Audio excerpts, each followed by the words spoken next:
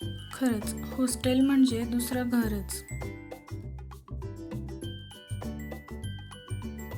सुरुवातीला थोडं वेगळं वाटलं होतं, पण जेव्हा हळूहळू बॉन्डिंग झालं, मग आमची मैत्री ट्रॅकवरती येत गेली. थोड्याच दिवसात वाटणारे ते समदुःखी चेहरे कधी आपलेसे झालं ते कळालंही नाही.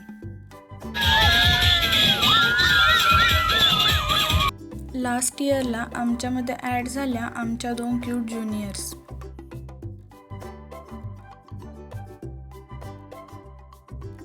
आमचा ग्रुप आता फॅमिली झाली होती.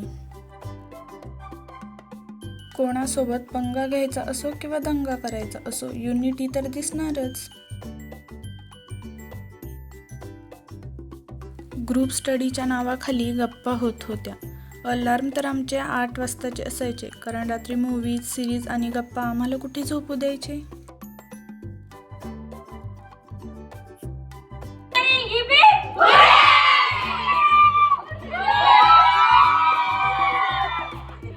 काही गोष्टी आठवताना आता येतंय हसू, पण या आठवणीत भिजलेल्या डोळ्यांना कुठे बरं लपवू?